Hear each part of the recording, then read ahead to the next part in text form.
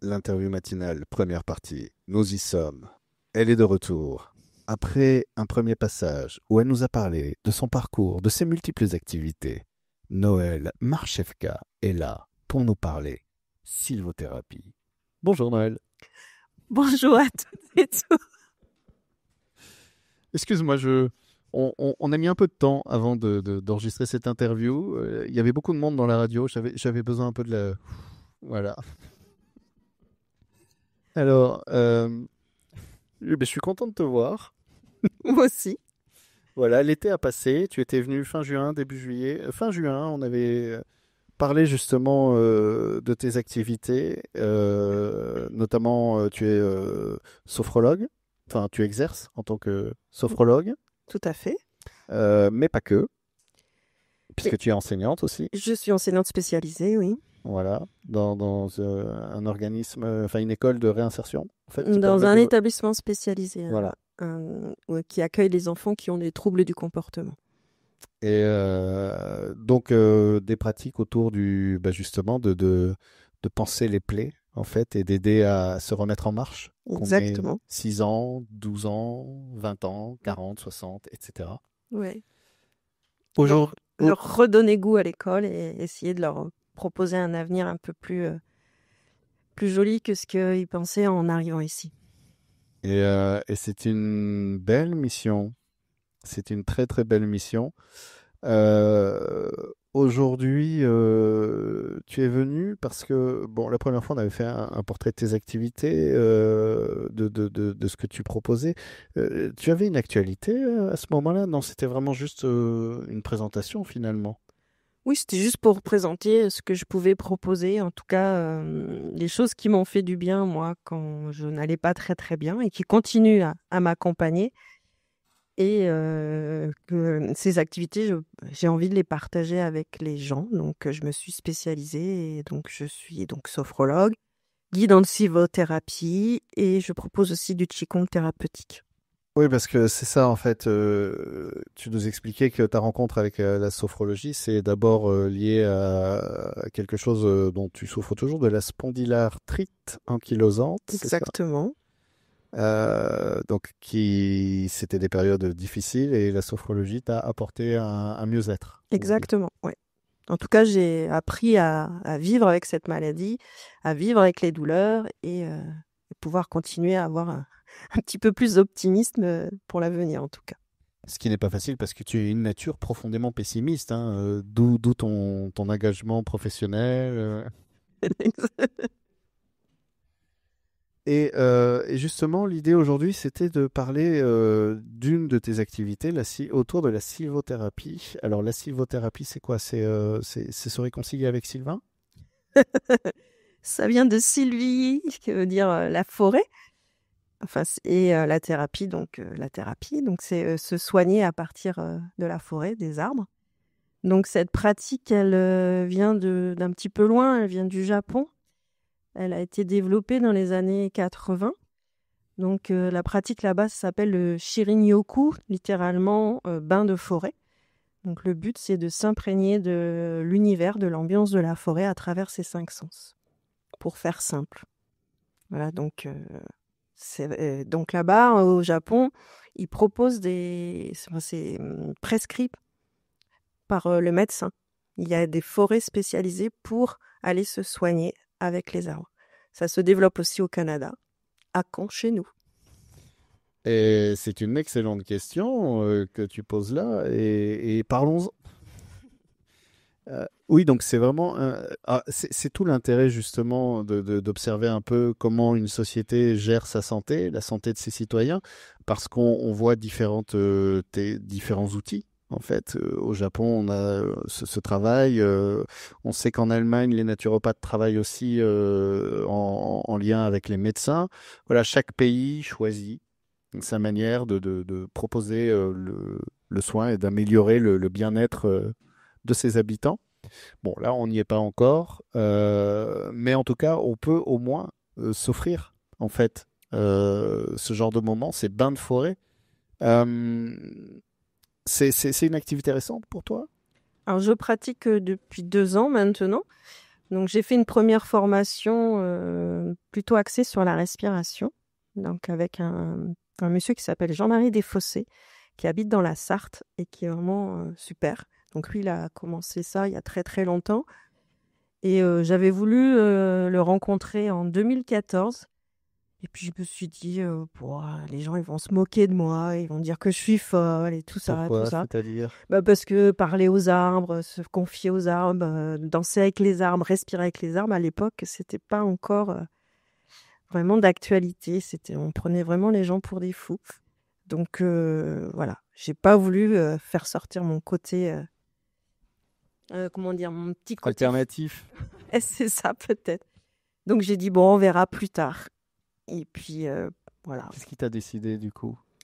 En fait, c'est tout ce mouvement-là où j'ai décidé de prendre vraiment soin de moi, donc pratiquer la sophrologie. Et en même temps, je me suis lancée aussi dans la sylvothérapie.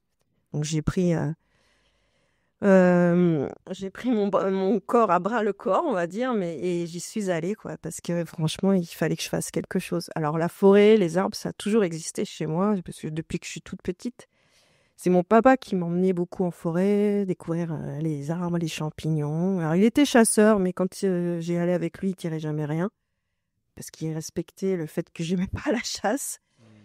Voilà, puis voilà, ça a toujours été très important pour moi. Et quand j'étais pas bien, quand j'étais toute seule, je prenais mon vélo et puis j'allais dans la nature me poser et j'allais beaucoup mieux après. Je reviens sur le. T'avais pas envie qu'on te regarde avec quelques petites blagues écolibées.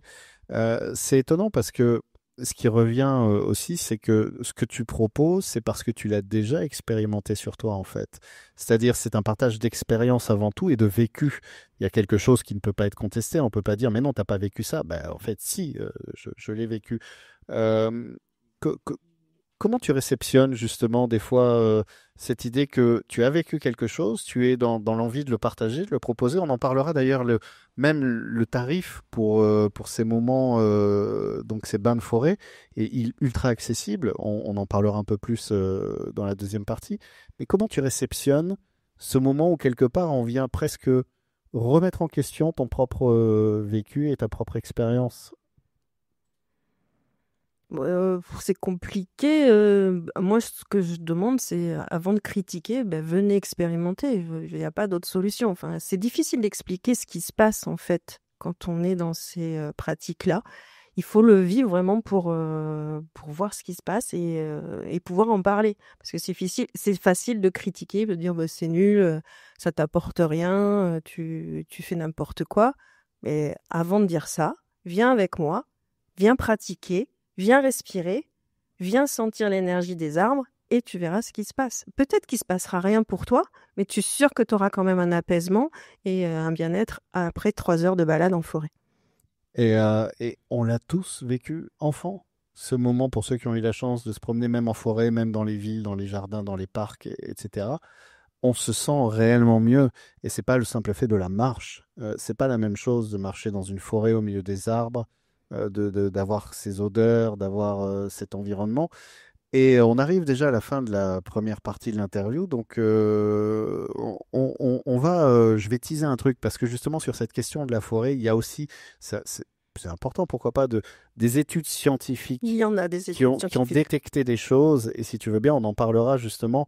On n'est même pas obligé de partir dans l'explication de l'énergie spirituelle ou de ce genre de Ah choses. non, c'est scientifiquement prouvé. Scientifiquement, il y a des données et on va en parler dans la Et deuxième d'ailleurs, le partie. docteur Kingley au Japon a fait plein d'études là-dessus. Et nous allons, et quand on sait que le Japon est un des plus grands pays au niveau des brevets pharmaceutiques, on peut leur faire confiance pour ne pas s'engager non plus sur des voies sans sérieux. Je rappelle quand même, pour ceux qui n'auront pas le temps de nous rejoindre à 8h30, que s'ils sont déjà intéressés par la sylvothérapie, parce que tu en organises une fois par mois, Et il y en a une dimanche prochain. et il y en a une dimanche prochain, on peut te joindre donc sur ton site internet, Mon Arbre en Moi. On peut aussi te joindre par téléphone et je n'ai plus le numéro sous les yeux, tu l'as peut-être en mémoire, toi? Oui, 06 27 84 67 87. Et j'ai une page Facebook aussi. Voilà, Mon Arbre en Moi, on cherche sur Facebook, on te trouve très facilement. On se retrouve dans la deuxième partie pour donner des chiffres, parce que nous voulons des données, madame. deuxième partie de l'interview matinale, toujours en compagnie de Noël Marchevka qui vient nous parler. Là, on en parle de la sylvothérapie, puisque tu proposes dans ton portefeuille d'activités, notamment une fois par mois, et ce dimanche, par exemple. On peut le dire déjà tout simplement des promenades en forêt, mais pas juste se balader et écouter les petits oiseaux, en fait. S'ouvrir un peu aux choses, parce que ce qui est important quand on veut s'offrir de vivre une expérience, c'est de se l'offrir en toute honnêteté. C'est-à-dire de se dire, OK, je vais me proposer ça, mais je vais vraiment être disponible pour le vivre. Et ça, c'est important aussi. Exactement. Alors, moi, ce que je dis toujours en commençant un bain de forêt, enfin une sortie sylvothérapie, c'est d'abord de ralentir. Ralentir sa respiration, ralentir son pas. Et ensuite, ouvrir ses sens, ses 5 sens, ouvrir son cœur, et à ce moment-là, il va se passer des choses. Euh, L'Homo sapienus modernus me paraît parfois un peu plus connecté à la fureur du son en 5.1 qui sort de sa télé qu'au bruit du vent dans les feuilles. Euh, on en parlait de cette activité. Tu as voulu te former donc et t'hésiter pendant quelques années de peur un peu de te dire, ouh là là, on va trop me juger, les gars. Et, tu m'en parlais aussi hors antenne. Se promener en forêt, ça fait vraiment du bien. Et c'est pas simplement le fait de la marche. Parce que oui, déjà, spontanément, la marche fait du bien. Le corps aime marcher et nous remercie de ça. Mais il y a aussi des travaux. Parce qu'au bout d'un moment, on se dit, mais tiens, mais pourquoi ça me fait du bien d'ailleurs? Et des gens se sont posés ces questions. Oui, alors il y a pas mal d'études scientifiques sur ce sujet-là, et il faut savoir qu'il y en a une qui montre que les arbres émettent des molécules qui s'appellent les phytoncides. Et ces molécules permettent de réduire pas mal de choses au niveau de la santé. Donc réduire la tension artérielle, baisser le rythme cardiaque, baisser le stress, donc baisser l'hormone du stress qui est le cortisol. Et après, ça a aussi un effet sur le diabète pardon, de type 1. Et ces cellules aussi ont un impact aussi sur le système immunitaire. Elle va toucher les cellules tueuses qui s'appellent les NK, Natural Killer, je crois. Et donc, elles peuvent, voilà. Donc, pour les personnes atteintes de cancer, eh ben, il est fortement préconisé d'aller se promener dans la forêt, marcher. Et ces petites molécules ont sûrement un impact sur leur maladie. Évidemment, l'idée, c'est pas de tomber dans le cliché du si vous allez vous promener en forêt, vous allez guérir de tout. C'est un ensemble. Non. C'est un ensemble de bonnes pratiques. Mm.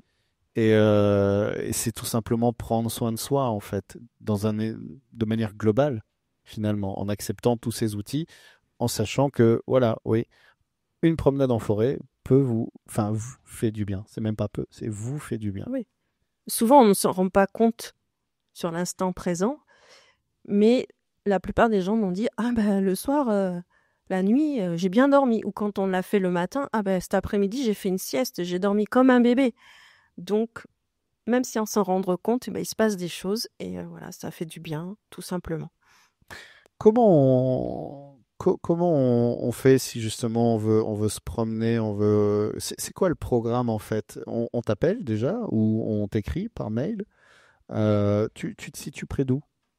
Alors moi, j'habite à Valeyras et après les bains de forêt, enfin les sorties sylvothérapie, je les fais à peu près dans l'entre-deux-mers.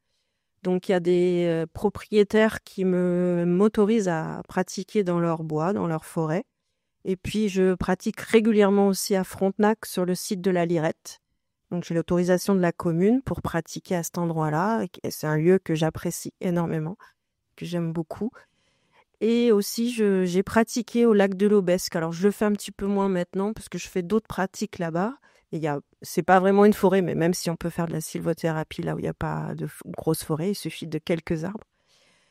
Voilà, donc la sortie que je fais dimanche se passe à Saint-Genès-de-Lombault. Donc, c'est dans un magnifique endroit prêté par Nora, qui habite juste à côté. Et je pense que ça va être une chouette sortie. C'est la première fois que je le fais là-bas, mais c'est un chouette endroit. C'est quoi le premier critère pour que tu choisisses un lieu? Ben, le premier critère, il faut que je m'y sente bien, moi, que je sente qu'il se passe quelque chose. C'est pas vraiment la variété des arbres, c'est ni les essences, ni la taille des arbres, mais c'est moi, il faut que je me sente bien. Et après, bah, je laisse le feeling faire son travail et voilà, et je vois quelles activités, enfin quelles invitations, parce qu'on appelle ça des invitations, que je vais pouvoir proposer aux participants. Et alors justement, parce que c'est ça, l'idée, c'est pas de se retrouver à 40 avec le petit panier pique-nique, chips, tomates, cerises. Comment ça se passe? Tiens, est-ce qu'on peut avoir une idée un peu? On est quoi, 6, 8? Alors le minimum, c'est 4 personnes, parce qu'en dessous, c'est pas très très intéressant. Donc minimum 4 personnes et au maximum 10. Mais moi, le nombre idéal, c'est entre 6 et 8 personnes. Je trouve que c'est un bon petit groupe.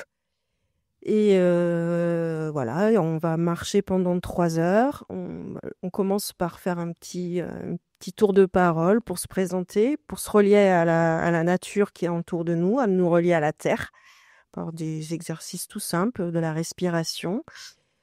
Et puis ensuite, voilà, la balade va commencer en silence. La marche se fait en silence et ça se fait tout seul en fait. Puisque si on veut ouvrir nos sens, ouvrir notre cœur, ben, il faut qu'on soit disposé. Donc voilà, on va marcher. On peut faire des marches respirées, c'est-à-dire qu'on va caler nos pas sur notre respiration de différentes façons. Et puis, en fonction des endroits de la forêt, du bois, ben, on va faire des pauses. Et je vais inviter les participants à faire des exercices, des partages avec les arbres, l'éveil des 5 sens, des éveils sensoriels avec une feuille, une écorce, une odeur. On peut faire aussi de la méditation, on peut raconter des histoires, on peut écouter de la musique, plein de choses, très Il n'y a, diverses à chaque fois. y a pas un programme établi et rigide, en fait. L'idée, c'est aussi d'écouter ben, l'énergie du moment, voilà, de qu'est-ce qui va découler naturellement. C'est un peu comme une danse, quoi. C'est-à-dire qu'on a quelques pas, évidemment, pour nous guider, mais de ne pas rester figé dans quelque chose non plus. Ouais, tout à fait. Et puis c'est assez progressif. Puis en fonction du public aussi, si c'est des personnes qui n'ont jamais pratiqué, ben, je ne vais pas proposer les mêmes activités que des gens qui viennent déjà pour la 3e ou 4e fois. Voilà, j'adapte en fonction aussi de la saison, de la météo, de l'endroit, de mon humeur aussi. Voilà, j'essaie de diversifier au maximum, pas toujours faire la même chose. Voilà, c'est vraiment en fonction du lieu, les invitations vont être totalement différentes. Et juste se poser là, à un endroit, et puis écouter, regarder, fermer les yeux. Beaucoup de marches pieds nus aussi, très intéressant. Soit les yeux ouverts, soit les yeux fermés en accordant sa respiration. Des choses toutes simples en fait que nous faisaient nos ancêtres il y a très très longtemps. C'est juste revenir aux sources en fait. Et arrêter de marcher avec nos chaussures sur du bitume au milieu de murs en pierre. Ouais. Après, on peut quand même sentir le sol avec nos chaussures. Il suffit juste de marcher en conscience. Déposer le pied, sentir, écouter. Nos pieds, en fait, ils ont la forme de nos oreilles. Avec nos pieds, on écoute le sol, quoi qu'il arrive. On m'avait dit un jour, on se déconnecte fort de nos corps, hein. Et quelqu'un m'avait dit un jour, quand tu dévales une pente, ne regarde pas où tu mets les pieds, en fait. Fais-leur confiance et regarde devant toi. Et tu peux courir et tu ne tomberas pas. J'avais essayé, effectivement. Et, euh, et c'est ça, en fait, se reconnecter, refaire confiance à son corps, en fait, qu'on a tendance un peu à laisser sur le côté de la route. Oui, et puis surtout à tous nos sens, parce privilégie surtout la vue. Et puis les autres, on les laisse souvent de côté. Et j'ai remarqué, en fait, quand je fais ces sorties, que au départ, les gens me parlaient beaucoup de la vue. Et puis au fur et à mesure, ils me disaient, ah bah oui, j'ai l'odorat beaucoup plus développé que le reste. J'ai l'ouïe qui est beaucoup plus développé que les autres sens. Et là, avec les petits exercices que je leur propose, eh ben, ils se rendent compte qu'on peut éveiller tous nos sens, notamment quand on fait de la marche pieds nus. Eh ben, on va développer justement l'ouïe qui va être très très développé et aussi le toucher. Le contact de notre pied avec le sol va être totalement différent. Redécouvrir le toucher, Mm. en fait. Ce qu'on fait sans y penser, alors que vous voyez, le toucher, ce sens que, que vous avez un peu oublié peut-être, mais rappelez-vous quand vous malaxiez cette boule et que c'était très agréable. Les enfants, regardez ce que font les enfants en fait. Intuitivement, ces plaisirs que ça peut être de marcher pieds nus dans le sable ou sur la terre, ou de poser ses mains sur la terre et de sentir à nouveau cette matière sur nos mains. Et justement, les écorces des arbres sont très riches pour ça, justement pour développer le toucher. Elles sont tellement différentes. Et moi, je trouve que toucher les écorces des arbres, c'est très sensuel, en fait. J'adore ça. Notamment les pins qui ont une écorce très, très, très creusée. C'est assez surprenant. Et puis les écorces très lisses des merisiers qui sont très chouettes aussi. Enfin, voilà. Je vous demande juste d'essayer, vous m'en reparlerez. Alors pour essayer justement, le plus simple, ça tombe bien, dimanche, profitez-en, là vous venez d'entendre l'interview, vous avez envie, restez dans cette envie, allez tout de suite sur le site de Noël, Mon Arbre en Moi, ou alors sur sa page Facebook, pareil, Mon Arbre en Moi, prenez contact, inscrivez-vous s'il y a encore de la place. Il y a encore quelques places, c'est possible. Voilà, et sinon c'est une fois par mois. Et donc, si c'est pas pour ce dimanche, ce sera pour le mois prochain. Alors, le mois prochain... Peut-être l'hiver. Après, il y aura une petite pause. Donc, j'en ferai une le 21 décembre. C'est prévu. Donc, j'ai rencontré Jacques Gaille, je ne sais plus comment on dit, qui a une palombière à Escoussan. Donc, qui m'a proposé son bois. Et on va faire une sortie là-bas. Et on fêtera le solstice d'hiver. Donc, ça sera un dimanche après-midi. Voilà, pour fêter un samedi ou un dimanche, je ne sais plus. Enfin bref, le 21. Et ça sera l'après-midi, on fêtera le solstice d'hiver, donc avec des petits rituels aussi pour célébrer la nature qui va passer de l'autre côté de la lumière. Merci beaucoup, Noël. Merci.